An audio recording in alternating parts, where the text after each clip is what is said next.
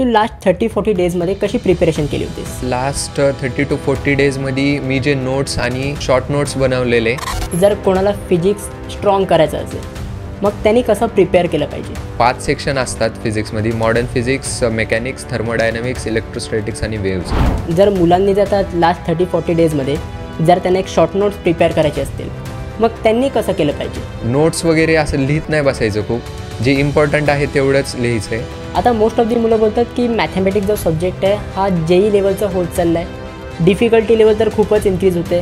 काय वाटतं, तुझं काय ओपिनियन आहे? एवढा ॲक्च्युली पेपर डिफिकल्ट आहे? JEE मेन्स एवढा तर हार्ड नाही आहे मी सांगू शकतो, पण बोर्ड्स एवढा इझी पण नाही आहे. आता बोर्ड्स तर झालं बाबा, बोर्डची एक्झाम कंप्लीट झाले, बट आता आपल्याला CETमध्ये चांगलं प्रिपेअर करायचं आहे. त्यांनी मॅथमॅटिक्स तर बोर्डसाठी चांगलं केलं आहे, बट आता त्यांना CET लेवलचं मॅथमॅटिक्स करायचं आहे. मग त्यांनी लेवल अप कशी केली पाहिजे? त्यांनी क्वेश्चन्स पण वगैरे सॉल्व केलेले असतील टेक्स्टबुकमधले. त्यांनी काय केलं पाहिजे की PYQsवर भर दिला पाहिजे. यशराज, तुला आपलं चॅनल तुला कसं मिळालं? म्हणजे तुला आपल्या चॅनलवरनं काय हेल्प मिळाली? हो डेफिनेटली सर टाईमली अपडेट्स देतात, कुठली पण गोष्ट असो, आणि ते प्रॉपरली एक्सप्लेन करतात. मग जर मुलांनी फक्त PYQs केले तर 99% स्कोअर करू शकतील?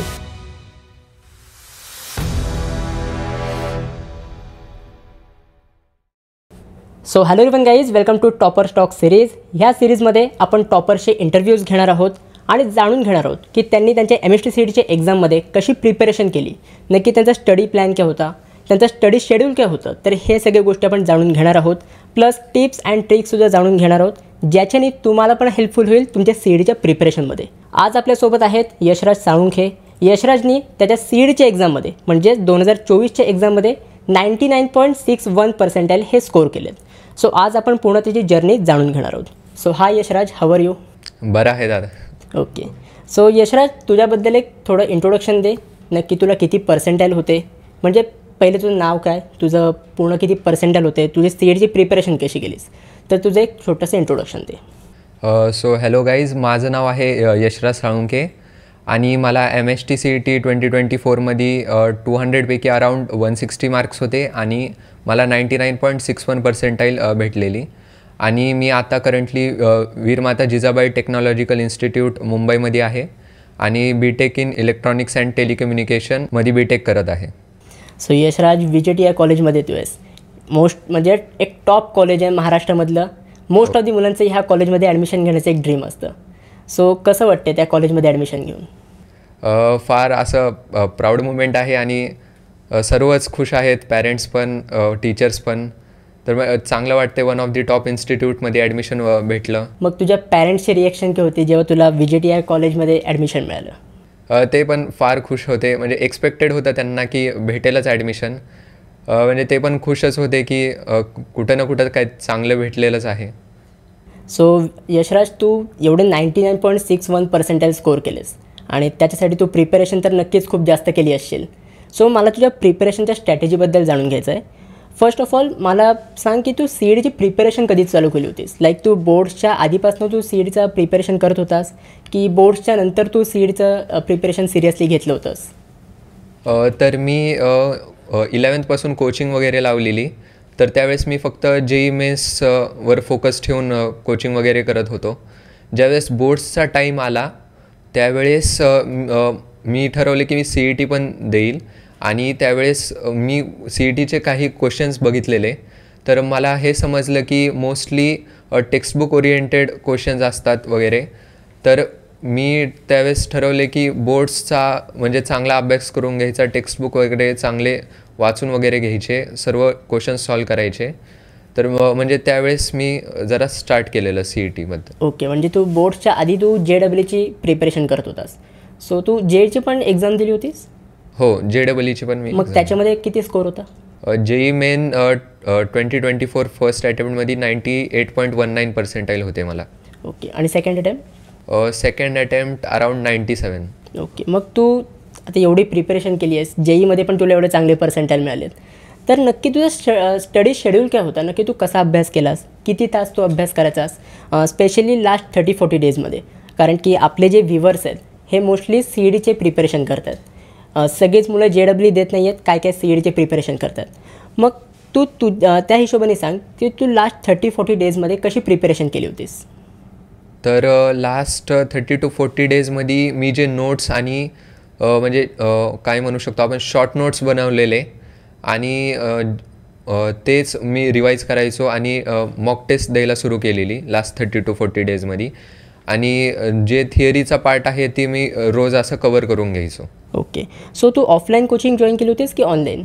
11th मी ऑफलाईन कोचिंग करत होतो. ओके. आणि कुठे होती ऑफलाईन कोचिंग? ऑफलाईन कोचिंग बारामतीमध्ये. ओके. आणि मग ऑनलाईन तू कुठले कोर्स वगैरे जॉईन नव्हते केले? नाही, कुठलाच नाही. फक्त यूट्यूब वगैरे कधी कुठला टॉपिक समजला नाही तर ते मी समजून घ्यायचो ते. अच्छा. मग तू कुठले बुक्स यूज केले होतेस? बुक्स म्हणजे CETसाठी म्हणायला गेलं तर मोस्टली PYQ सॉल्व केलेले. कारण JEE मेन्स लेवलवर प्रिपरेशन होती म्हणून एवढं जास्त काही नव्हतं केलेलं. आणि जे बोर्ड्सचे बुक्स आहेत स्पेशली फॉर केमिस्ट्री तर ते मी म्हणजे असं पूर्ण म्हणजे काय म्हणू शकतो आपण ते थिअरी पार्ट पूर्ण असं कवर करून घेतलेलं मी. ओके. आणि मग तुझा ओव्हरऑल जर PCMमध्ये बघितलं तर तुझा वीक सब्जेक्ट कुठला होता? म्हणजे कुठला सब्जेक्ट तुला डिफिकल्ट जात होता, चॅलेंजिंग कुठला होता? PCMमध्ये मला मोस्टली केमिस्ट्री डिफिकल्ट जात होता. अच्छा. कारण ते मोस्टली असं थिअरेटिकल सब्जेक्ट आहे. अच्छा. आणि मग केमिस्ट्री तुला जर डिफिकल्ट जात होता, आपण जर सब्जेक्ट वाईज बोलायचं गेलो तर केमिस्ट्रीमध्ये तुला किती मार्क होते CETच्या एक्झाममध्ये? CETमध्ये अराउंड 40 मार्क्स होते 50 पैकी. आणि किती पर्सेंटाईल मिळाले इंडिव्हिज्युअल केमिस्ट्रीमध्ये? केमिस्ट्रीमध्ये अराउंड 99.3 आय गेस. ओके. मग तुला केमिस्ट्री हा वीक सब्जेक्ट होता आणि त्याच्यामध्ये तू एवढे 40 मार्क्स स्कोर केलेस. मग त्याचं कसं तू प्रिपरेशन केलं होतंस? लाईक केमिस्ट्रीचं मोस्ट ऑफ दी मुलं आहेत ज्यांना केमिस्ट्री डिफिकल्ट जातं, मग ते कसं तू प्रिपेअर केलेलंस? तर माझ्या 2 इयर्सच्या जर्नीमध्ये माझं फिजिक्स आणि मॅथ्स असं म्हणजे स्ट्रॉंग झालेलं खूप. केमिस्ट्री मी नेग्लेक्ट केलेलं असं. कारण ते मोस्टलीच थिअरी पार्ट आहे म्हणून ते म्हणजे मी लक्षात नव्हतं ठेवू शकत. तर मग लास्टच्या डेजमध्ये CETसाठी मी सांगितलं तर जे थिअरीवाले असं चॅप्टर्स आहेत जे गॅरंटीड चॅप्टर्स आहेत ज्यातनं मला गॅरंटीड मार्क्स माझ्या हातात आहेत ते मार्क्स, तर ते चॅप्टर्स मी म्हणजे असं पूर्ण प्रिपेअर करून टाकलेले. PYQs वगैरे केले, थिअरी वगैरे वाचून घेतलेली. ओके. म्हणजे मोस्टली तू थेरटिकल चॅप्टर्सवर जास्त फोकस केलं होतंस? हो. ओके. आता मोस्ट ऑफ दी मुलं आहेत ज्यांना ऑर्गॅनिक केमिस्ट्री ज्याच्यामध्ये रिॲक्शन्सचा पार्ट आहे तर तो पार्ट खूप डिफिकल्ट जातो. म्हणजे त्यांना रिॲक्शन्सचा पार्ट लक्षात नाही राहत. तर म्हणजे ज्यांना पण आपण विचारलं मोस्ट ऑफ दी मुलं असतील की ज्यांना ऑर्गॅनिक केमिस्ट्रीच हे डिफिकल्ट जात असणार. तर तू ऑर्गॅनिक केमिस्ट्री कसं तू स्ट्रॉंग केलंस, त्याची कशी प्रिपरेशन केलीस? तर ऑर्गॅनिक केमिस्ट्री सुरुवातीला मला पण डिफिकल्टच गेलेलं. त्याचं रिझन हे असतं की जे टीचर आपल्याला सुरुवातीला बेसिक चॅप्टर शिकवतात जसं आहे आयपेक नॉमेनक्लेचर, आयसोमेरिझम, हे जे चॅप्टर्स आहेत ते बेस आहेत पुढे येणाऱ्या जसं चॅप्टर्सचा, जसं अल्कोहोल, फिनॉल, इथर्स वगैरे. ते पुढं जे आहेत ते ह्याचं ॲप्लिकेशन्सच आहेत इथं जे आपण शिकतो आहे. तर बघितलं तर मग हे जे 2 चॅप्टर्स आहेत हे स्ट्रॉंग करून घ्यायला पाहिजे, हे माझं सजेशन असेल. आणि हे जर स्ट्रॉंग झाले तर मग पुढचं इझी होऊन जाईल. ओके. मग तू सब्जेक्ट वाईज कशी प्रायोरिटी दिली होतीस? सगळ्यात पहिले तू कुठल्या सब्जेक्ट तू स्ट्रॉंग केलास केमिस्ट्रीमध्ये? चॅप्टर केमिस्ट्रीमध्ये चॅप्टर म्हणजे फिजिकल आधीपासून स्ट्रॉंग होती माझी आणि ऑर्गॅनिक इनऑर्गॅनिक वीक होती. तर मी ऑर्गॅनिकमध्ये आयपेक नॉमेनक्लेचर, आयसोमेरिझम हे पार्ट करून घेतलेला आणि मग मी नेम रिॲक्शन्स वगैरे त्यांचे मेकॅनिझम्स हे करून घेतलेलं. आणि परत मी जे थिअरिटिकल चॅप्टर्स आहेत जसं बायोमॉलिक्युल्स, परत ते नॅनो पार्टिकल्स, ते चॅप्टर्स करून घेतलेले. मग तू केमिस्ट्रीचे नोट्स कसे प्रिपेअर केले होतेस? केमिस्ट्रीचे नोट्स मी म्हणजे बुक्सच वाचायचो मी आणि इम्पॉर्टंट जे पॉईंट्स आहेत ते मी अंडरलाईन करून टाकायचो. जे आणि फिजिकल केमिस्ट्रीमध्ये मोस्टली फॉर्म्युलाज आहेत तर त्याची प्रॅक्टिस करायचो मी. ओके. तू फॉर्म्युल्याची वेगळी शीट बनवली होतीस किंवा काय असं केलं होतंस? माझ्याकडे शॉर्ट नोट्स होते फॉर्म्युलाजचे ज्याच्यामध्ये इम्पॉर्टंट क्वेश्चन्स पण मी मार्क केलेले. जर मुलांनी जातात लास्ट 30-40 डेजमध्ये जर त्यांना एक शॉर्ट नोट्स प्रिपेअर करायचे असतील मग त्यांनी कसं केलं पाहिजे? तर त्यांनी सांगितलं तर मी असं म्हणजे नोट्स वगैरे असं लिहित नाही बसायचं खूप. जे इम्पॉर्टंट आहे तेवढंच लिहायचं आहे आणि तुम्ही जे क्वेश्चन सॉल्व करताय ते एका सेपरेट बुकमध्ये केलं पाहिजे. आणि शॉर्ट नोट्समध्ये फक्त तुम्ही इम्पॉर्टंट फॉर्म्युलाज आणि ते क्वेश्चन्स मार्क करून ठेवलेलं पाहिजे तिथं की कुठले परत रिवाईज करायचे आहेत आपल्याला. ओके, तू बोललास की केमिस्ट्री तू फक्त बुक फॉलो केली होतीस. हो. सो कुठली बुक होती? CETसाठी तर टेक्स्ट बुकच केलेली आणि PYQ बुक. अच्छा, आता बरीच मुलं बोलतात की CETचा जो केमिस्ट्रीचा सब्जेक्ट आहे, जर CET लेवलला आपण बघितलं तर खूप स्कोरिंग सब्जेक्ट आहे. तुझं काय मत आहे ह्याच्यावर, की तुला केमिस्ट्री इझी गेला होता पेपरच्या वेळेस? केमिस्ट्री इझी गेलेलं, काय काय थिअरिटिकल क्वेश्चन्स माझे चुकलेले. म्हणजे केमिस्ट्री स्कोरिंगच असतो. जर तुम्ही एकदा सर्व इन्फॉर्मेशन तुमच्याकडे असली, फॉर्म्युलाज असले, तर केमिस्ट्री इझीच जाणार आहे तुम्हाला. तर केमिस्ट्री स्कोरिंग आहे. केमिस्ट्रीमध्ये फक्त टेक्स्टबुकमधनंच क्वेश्चन विचारले जातात की बाहेरून पण क्वेश्चन्स येतात? बाहेरून म्हणजे जे सिलेबस असतो ते मोस्टली तर 12चा सिलेबस असतो पहिली गोष्ट म्हणलं तर. आणि परत त्याच्यामध्ये पण बेसिक क्वेश्चन तर टेक्स्टबुकमधनं होऊन जातील एक्झाममध्ये जे येतात. आणि जे क्वेश्चन्स त्याच्या हायर लेवलचे असतात ते त्या सिलेबसमधलेच असतात. फक्त ते कन्सेप्च्युअली आणि ते ॲप्लिकेशन बेस्ड जास्त असतात. ओके, मग असे कुठले क्वेश्चन्स येतात का म्हणजे टेक्स्टबुकमधले आहेत तसे क्वेश्चन्स असे येतात केमिस्ट्रीमध्ये? हो, येतात ना. काय काय जर तुम्ही बघितलं तर नेम्ड रिॲक्शन्स असले, बायोमॉलिक्युल्समध्ये अमिनो ॲसिड्सचे स्ट्रक्चर्स वगैरे असले, तर हे असे क्वेश्चन्स. आणि नॅनो मटेरियल्स चॅप्टर त्याच्यामधले असे थिओरिटिकल क्वेश्चन तर फिक्सच येत असतात. ओके, मग केमिस्ट्रीचं वेटेज कुठल्या जास्त चॅप्टर्सवर असतं? जर आपण ऑर्गॅनिक, फिजिकल, इनऑर्गॅनिक केमिस्ट्री असं बघितलं तर कुठल्या चॅप्टरवर जास्त वेटेज दिलं जातं? केमिस्ट्रीमध्ये तर माझ्या मते ऑर्गॅनिकवरच जास्त फोकस असतो आणि मग इनऑर्गॅनिकवर. मग आता जर ज्या मुलांचं ऑर्गॅनिक वीक आहे, मग त्यांनी कसं प्रायोरिटी कशी दिली पाहिजे? आता ऑर्गॅनिक वीक आहे तर ते बेसिक चॅप्टर जे मी सांगितले, आयपेक आणि आयसोमेरिझम, हे करून घेतलेलं पाहिजे. आणि मग बाकीचे चॅप्टर्स रीडिंग सुरू केलेली पाहिजे आणि प्लस त्याच्यासोबत PYQs सॉल्व करायला सुरुवात केली पाहिजे. Okay, great. सो गाईज, मी आधीपासून पण तुम्हाला हेच सांगतो आहे की जे केमिस्ट्रीचा जो सब्जेक्ट आहे हा स्कोरिंग सब्जेक्ट आहे. म्हणजे तुम्ही बघू शकता की यशराजला केमिस्ट्री खूप वीक होता त्याचा, बट त्यांनी तो केमिस्ट्री स्ट्रॉंग केला. कसा त्यांनी स्ट्रॉंग केला? त्यांनी टेक्स्टबुक त्यांनी परफेक्टली केली होती. आणि तो पण हेच म्हणाला आहे की टेक्स्टबुकचे क्वेश्चन जे आहेत, टेक्स्टबुकमध्ये जे तुम्हाला क्वेश्चन्स दिलेले असतात हे काही प्रमाणात केमिस्ट्रीमध्ये रिपीट होत असतात. सो त्याच्यामुळे केमिस्ट्री हा एक स्कोरिंग सब्जेक्ट आहे. सो प्लीज तुम्ही केमिस्ट्रीला मिस नका करू. जास्तीत जास्त तुम्ही केमिस्ट्रीला प्रायोरिटी द्या, कारण की केमिस्ट्रीमध्ये जर तुम्ही चांगले मार्क स्कोर केले ना, तसे तुमचे पर्सेंटाईलसुद्धा इन्क्रीज होतील.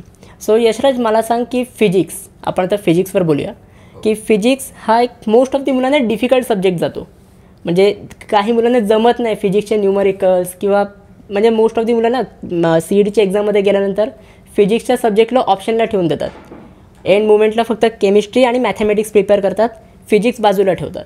बट तू म्हणालास की तुझं केमिस्ट्री वीक होतं, म्हणजे फिजिक्सचं तुझं ऑब्व्हियसली स्ट्रॉंग असेलच. हो. मग तू फिजिक्सचं कसं प्रिपरेशन केलंस? तर फिजिक्सचं तर 11th माझी चांगली होती, 11th-12th. आणि फिजिक्समध्ये असं म्हणजे 5 मी हे सांगाल सेक्शन असतात. Mechanics, thermodynamics, modern physics, waves आणि थर्मोडायनॅमिक्स.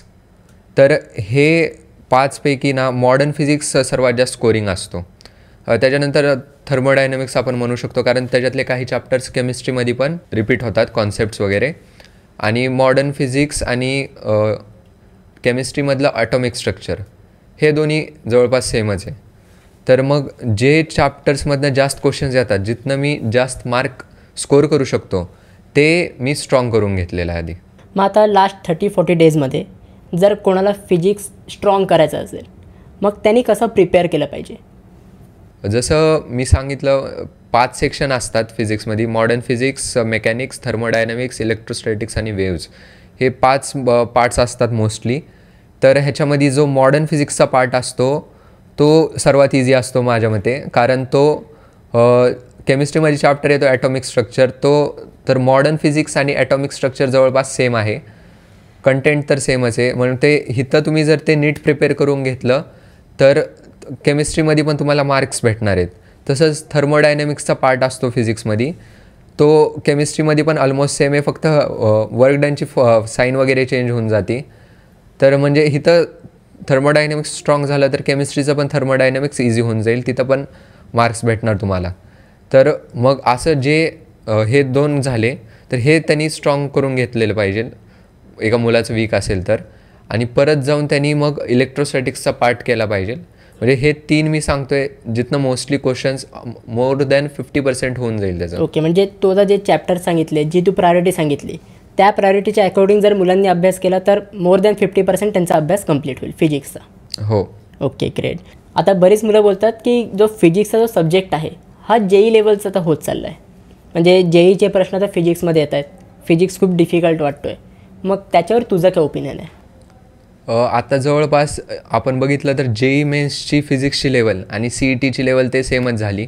कारण मोस्टली दोन्हीकडे पण फॉर्म्युला बेस्ड जास्त क्वेश्चन विचारले चाललेत. म्हणून फिजिक्समध्ये स्कोर करणं खूप इझी झालं आहे यावेळेस. तू फिजिक्सचे नोट्स कसे प्रिपेअर केले होतेस?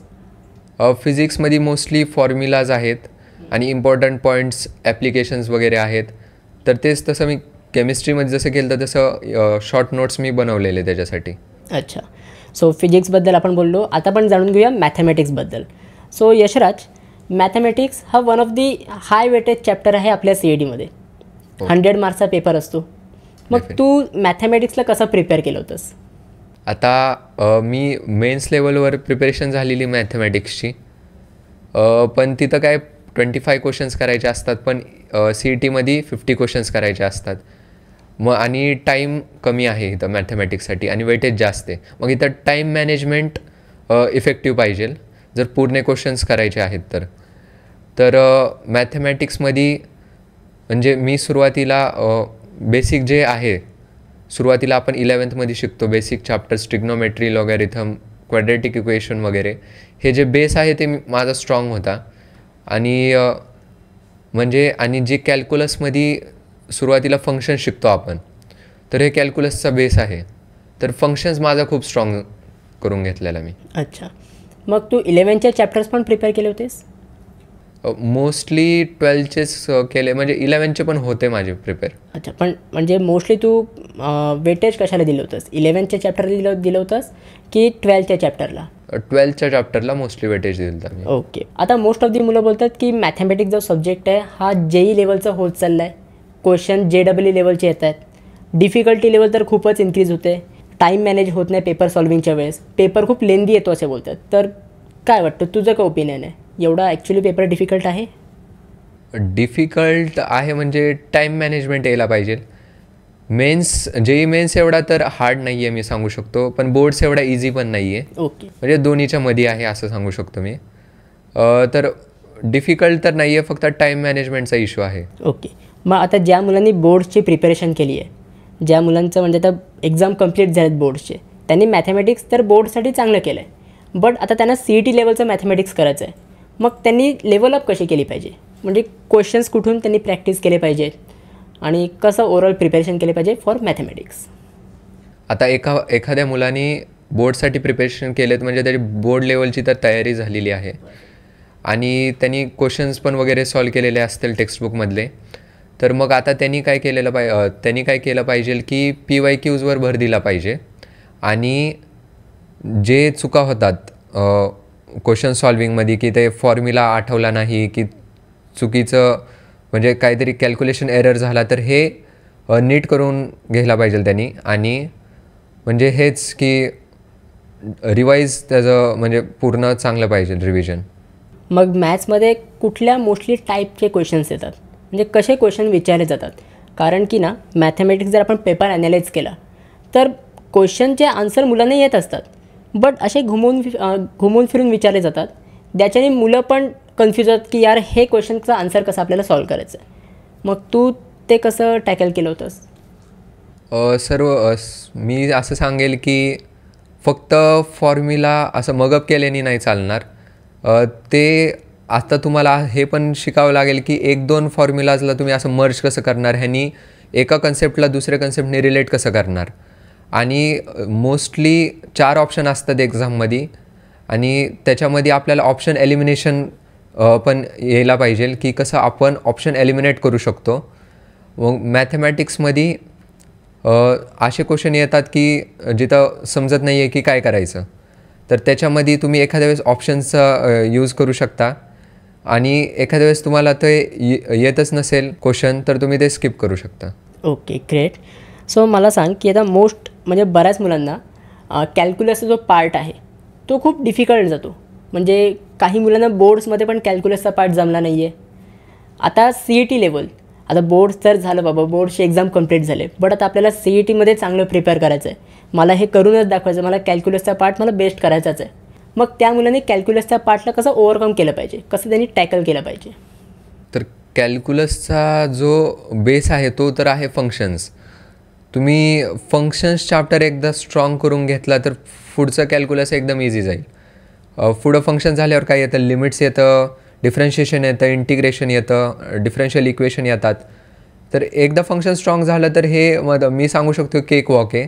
तुम्हाला फक्त मग परत डिफरन्शिएशन इंटिग्रेशनमध्ये फॉर्म्युलाज लक्षात ठेवायचे आहेत आणि परत त्यांचे पॅटर्न्स असतात वगैरे, आणि ते फिक्स्डच पॅटर्न असतात, ते रिपीट करतात मोस्टली. कधीतरी होतं की नवीन एखादा पॅटर्न आला CETमध्ये तर, आणि परत डिफरन्शियल इक्वेशनमध्ये बघितलं तर तिथं पण 2-3 टाईपचेच क्वेश्चन येतात आणि सिलेबस पण लिमिटेडच आहे.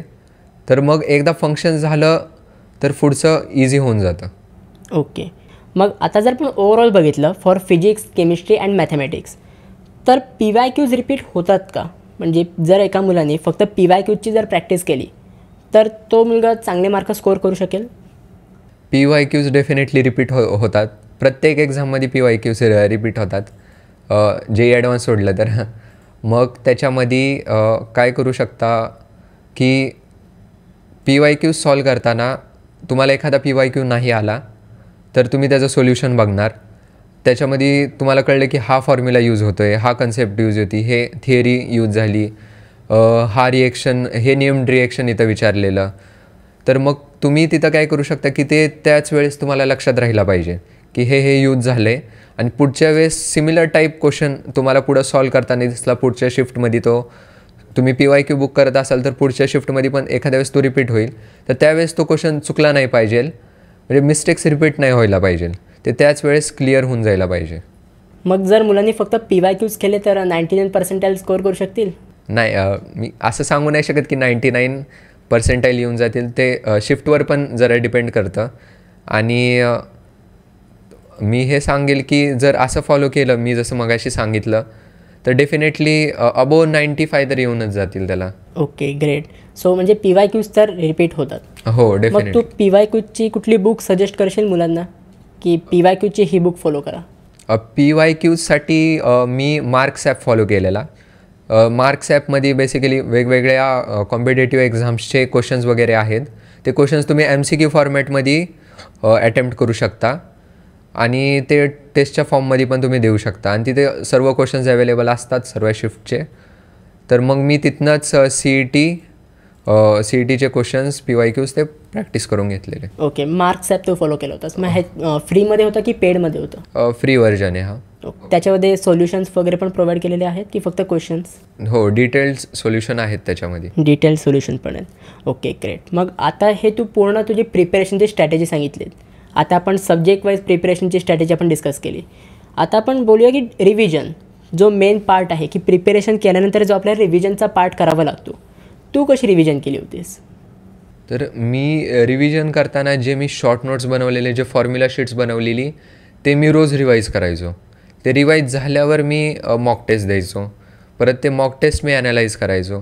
मग ते अशी स्ट्रॅटेजी मी फॉलो करत होतो जवळपास CETच्या एक्झामच्या 2 वीक्स आधी. त्याच्या आधी माझा मेन्सचा पण सेकंड अटेम्प्ट होता. मग त्याच्यानंतर मी हे सुरू केलेलं. एक्झामच्या एंड मोमेंटला रिव्हिजन कशी करायची असते? कारण की बघ, मोस्ट ऑफ दी मुलं ना एक्झाम जवळ येते तसे पॅनिक होतात, त्यांना कळत नाही की आता काय करायला पाहिजे, हे करू की ते करू.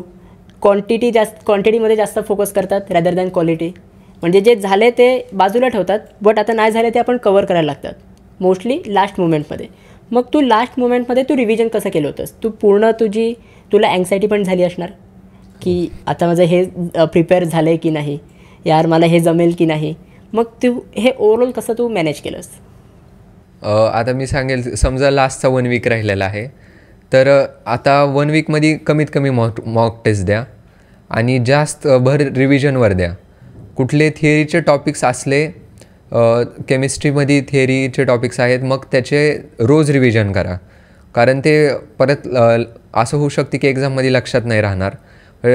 थिअरिटिकल टॉपिक्स तुम्ही रिवाईज करू शकता, पण जे असं कन्सेप्च्युअल टॉपिक्स आहेत ते म्हणजे तुम्ही एकदम असं नवीन टॉपिक शिकायला सुरू नका करू. कारण ते जर तुम्ही सुरू केलं तसं करायला, तर जे टॉपिक्स तुमचे आधीपासून स्ट्रॉंग आहेत तिथं तुम्ही मार्क्स लूज करून जाणार तुमचे. तर लास्टला फक्त जे इम्पॉर्टंट आपण मार्क केलेले आणि थिअरिटिकल टॉपिक्स हेच रिवाईज केले पाहिजे. मग तू रिव्हिजनच्या वेळी तुझे नोट्स पण तू यूज केले होतेस? हो, शॉर्ट नोट्स यूज केलेले मी माझे. मग ते शॉर्ट नोट्स तू कुठल्या प्रकारे काढले होतेस? लाईक कसं तू डिफाईन केलंस की हा इम्पॉर्टंट पॉईंट आहे, हे शॉर्ट नोटमध्ये आपल्याला ॲड झालं पाहिजे? कारण की का सांगतो की बरीच मुलं आहेत जे शॉर्ट नोट्स प्रिपेअर करतात, बट त्यांना कळत नाही की कुठल्या स्ट्रॅटेजीने शॉर्ट नोट्स प्रिपेअर करायचे असतात. कशाही म्हणजे हे क्वेश्चन टाकलं, ते क्वेश्चन टाकले, जे इम्पॉर्टंट क्वेश्चन आहेत ते पण ते ॲड करतात.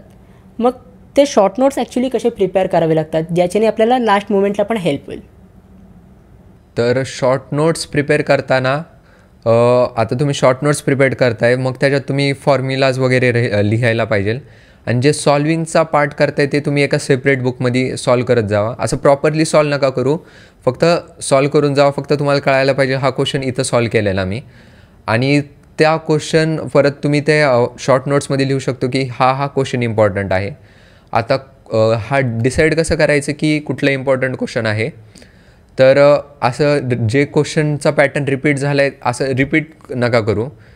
आणि आता मी समजा एखादा PYQ सॉल्व केला आणि तो क्वेश्चन माझ्याकडून चुकला, कारण एखादी समजा नेम रिॲक्शन आलेली, तिथं ते नेम रिॲक्शन मला माहीत नव्हती, एखाद्या वेळेस ते टेक्स्टबुकमध्ये पण नसेल, तर मग असे क्वेश्चन्स तुम्ही मार्क करून घ्यायला पाहिजे की हे एखादा नवीन कन्सेप्ट आली आहे, नवीन फॉर्म्युला यूज झाला आहे, नवीन रिॲक्शन आली, तर असे क्वेश्चन तुम्ही ॲड करा, प्लस फॉर्म्युलाज ॲड करा. ओके. मग आता रिव्हिजन झालं, प्रिपेरेशन स्ट्रॅटेजी झाली, आता आपण मेन पार्ट येऊया आपल्या मॉक टेस्टकडे. तू मॉक टेस्ट किती अटेम्प्ट केल्या होत्या? मॉक टेस्ट मी JEE मेन्ससाठी प्रिपरेशन झाली होती, म्हणून CETसाठी मी जवळपास 7-8 मॉक टेस्ट केलेले अटेम्प्ट. CETसाठी 7-8 मॉक टेस्ट. आणि JEEसाठी किती होते? JEEसाठी म्हणजे कोचिंगमध्येच मी मॉक टेस्ट दिलेले त्याचे. ओके, म्हणजे कोचिंगमध्येच कवर झालं होतं. हो. मग मॉक टेस्टमध्ये तू मॉक टेस्ट द्यायच्या आधी तू कसं प्रिपेअर करायचास की आता तुला मॉक टेस्ट द्यायला जायचं आहे? मग आता मॉक टेस्ट म्हणजे आपण ॲक्च्युअल एक्झाम समजूनच जातो की आता आपल्याला एक्झाम द्यायलाच जायचं आहे. मग त्यासाठी तू मॉक टेस्टच्या आधी प्रिपेरेशन कशी करायचास, आणि त्याच्यानंतर मॉक टेस्ट देताना काय काय पॉईंट्स तू लक्षात ठेवायचास की ह्या पॉईंटमध्ये आपल्याला चुकायचं नाही आहे? तर असं कुठली स्ट्रॅटेजी तू फॉलो करायचा व्हाईल गिविंग मॉक टेस्ट? आता व्हाईल गिविंग मॉक टेस्ट मी सर्वात पहिले जे शॉर्ट नोट्स बनवलेले ते रिवाईज करून जायचो. ते रिव्हिजन झाल्यावर मी मग मॉक टेस्टला बसायचो. मी CBT कम्प्युटर बेस्ड टेस्ट देत होतो, आणि मी सर्वांना हेच ॲडवाईस करेल की CBT बेस्ड टेस्टच द्या, कारण त्यांनी तुम्हाला ॲक्च्युअल एक्झामचा फील येईल.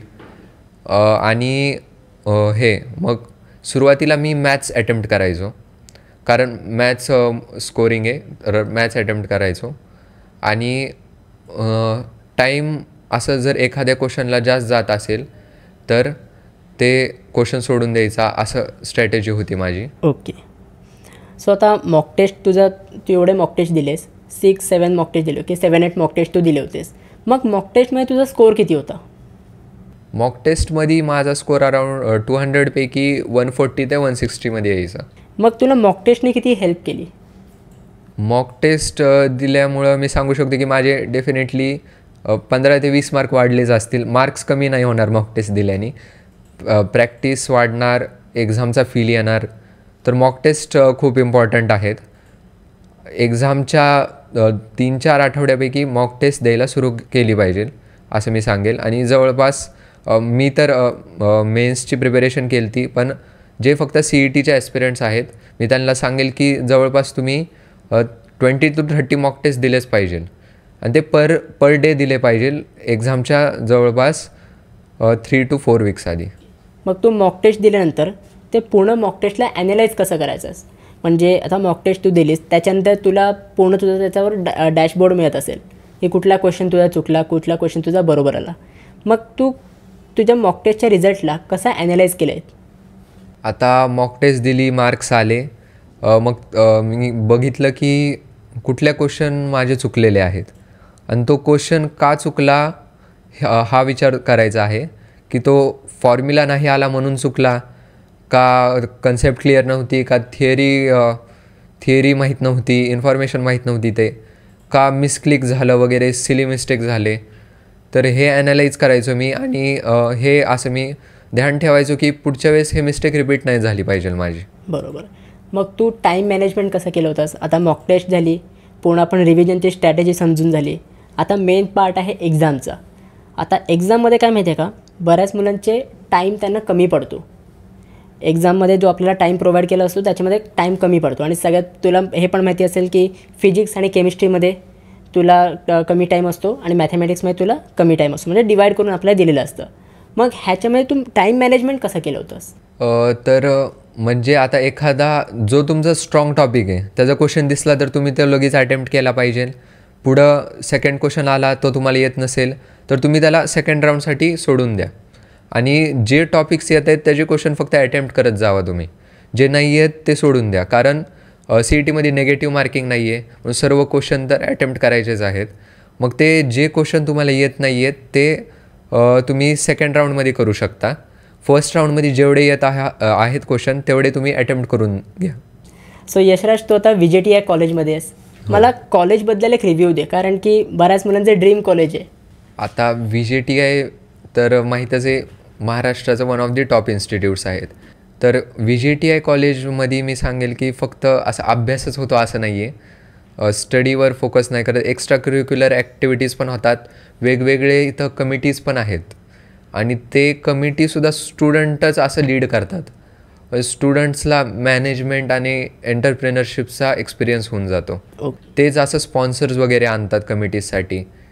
तर म्हणजे इथं शिकण्यासाठी खूप आहे आणि प्लेसमेंट्स पण वगैरे चांगले आहेत इथं, टीचिंग स्टाफ पण चांगला आहे. आणि आपण स्पोर्ट्सचं बघितलं तर स्पोर्ट्समध्ये पण ग्राउंड्स आहेत आणि सर्व ॲक्टिव्हिटीज पण होतात इथं. ओके.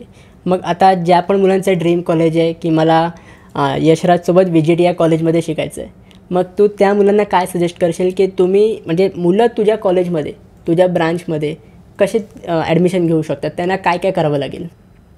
आता मी एवढंच सांगेल की जर कोण जनरल कॅटेगरी आहे तर 99.5+ तर लागणारच आहेत, हे 100%. तर मग मी हेच सांगेल की सुरुवातीपासून प्रिपेअर करा. जर कोण 11चा असेल तर सुरुवातीपासून असं लेझी नका राहू, सुरुवातीपासून असं मॉक टेस्ट वगैरे चॅप्टर वाईज द्यायला सुरू करा आणि सारखं स्वतःला ॲनालाइज करा की काय कमी पडतं आहे, कुठं क्वेश्चन चुकत आहेत. मग यशराज, तुला आपलं चॅनल तुला कसं मिळालं, म्हणजे तुला आपल्या चॅनलवरनं काय हेल्प मिळाली? तुमचं चॅनल मी कधी बघितलेलं, CETची प्रिपरेशन करत होतो मी, ज्यावेळेस ॲडमिट कार्ड वगैरे ते नोटिफिकेशन्स येतात वगैरे त्यावेळेस मी तुमचं चॅनल एक्सप्लोर केलेलं मी. तर मग तेच अपडेट्स वगैरे घेण्यासाठी तुमचं चॅनल बघत होतो. आणि परत CETमध्ये जे परत आपण हे करतो, लिस्ट बनवतो, कॉलेज लिस्ट, त्याच्यासाठी पण कॅप राऊंडसाठी, ॲडमिशन प्रोसेससाठी, ते त्यावेळेस पूर्ण मी फॉलो केलेलं. ओके. आणि आपल्या व्ह्युअर्सला काय सांगशील की त्यांनी आपलं चॅनल फॉलो केलं पाहिजे? हो, डेफिनेटली सर टाईमली अपडेट्स देतात, कुठली पण गोष्ट असो, आणि ते प्रॉपरली एक्सप्लेन करतात. ते की आता ॲडमिशन प्रोसेससाठी मी यांची व्हिडिओ बघितली तर त्यांनी प्रॉपरली 2-3 स्टेपमध्ये असं म्हणजे प्रॉपर व्हिडिओ बनवून सांगितलेलं की कॅप राऊंड 1साठी काय स्ट्रॅटेजी, 2साठी, 3साठी आणि कसं फॉर्म भरायचा आहे ते पूर्ण एक्सप्लेन केलेलं, म्हणजे ते हेल्पफुल झालेलं मला. तर सर्वांनी ह्यांच्या चॅनलमध्ये म्हणजे चॅनल व्हिजिट करत राहावा, अपडेटेड राहा, चॅनल सबस्क्राईब करा. ग्रेट. सो आणि ह्यावेळी म्हणजे 2025च्या बॅचसाठी आम्ही भरपूर तुमच्यासाठी सरप्राईज घेऊन येणार आहोत. सो येस, स्टे ट्यून्ड, आम्ही नक्कीच तुम्हाला अपडेट करू. सो यशराज, लास्ट सेगमेंट की आता जी पण मुलं MST CETची प्रिपरेशन करतात, जे आता लास्ट मोमेंटला अभ्यास करतात, त्यांना काय तू सजेस्ट करशील, किंवा काय असे मिस्टेक्स जे तू केले होते तुझ्या CETच्या प्रिपरेशनच्या वेळेस, ते मिस्टेक मुलांनी नाही केले पाहिजेत, तर असे काय नक्की मिस्टेक्स आहेत, तू काय सजेस्ट करशील मुलांना? तर मिस्टेक्स मी सांगेल, मी थोडे कमी मॉक टेस्ट दिलेले पण ठीक होतं, पण तुम्ही मॉक टेस्ट देत चला आणि थिअरी टॉपिक स्ट्रॉंग करत जावं, कारण मी काही थिअरीचे कन्सेप्ट्स इन्फॉर्मेशन होती ते मी विसरलेलो एक्झामिनेशनमध्ये. ते तर केमिस्ट्रीमध्ये माझे मार्क्स लूज झाले. मॅथ्समध्ये काय माझे बहुतेक 1-2 क्वेश्चन सिलेक्शनमध्ये चूक झाली, म्हणून तिथं टाईम वेस्ट गेला माझा. तर मी हेच सांगाल की क्वेश्चन सिलेक्शन प्रॉपर करा. आत्ता तुम्ही मॉक टेस्ट देत आहे तर क्वेश्चन सिलेक्शन हे करा की कुठला क्वेश्चन, आता तुम्ही हा क्वेश्चन करताय तर हा क्वेश्चन मी करू शकतो का, ह्याचा आन्सर मी गिवन टाईममध्ये आणू शकतो का, ह्याचा तुम्ही विचार करा. आणि मॉक टेस्टमध्ये पण प्रॉपर स्ट्रॅटेजी फॉलो करून मॉक टेस्ट द्या. Okay, thank you so much Yashraj. खूप छान तू मुलांना गाईड केलंस. जे पण डाऊट्स होते मुलांचे ते पण तू खूप छान प्रकारे तू सॉल्व केलेस. सो गाईज, आय होप तुम्हाला हे पॉडकास्टची सिरीज आवडली असेल.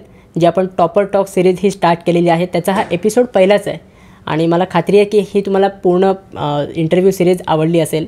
जर तुमचे काही पण डाऊट्स असतील, तुमचे काही पण सजेशन्स असतील तर ते तुम्ही मला कॉमेंट सेक्शनमध्ये सांगा. मी नक्की तुमचे डाऊट्स आहेत ते सॉल्व करीन किंवा तुमच्या डाऊट्सवर मी एक सेपरेट व्हिडिओ बनवायची ट्राय करेन. आणि जर तुम्हाला टॉपर टॉकचे जर अजून एपिसोड्स पाहिजे असतील तर तेही तुम्ही मला कॉमेंट सेक्शनमध्ये सांगा. मी नक्की तुमच्यासाठी ते सिरीज घेऊन येईन.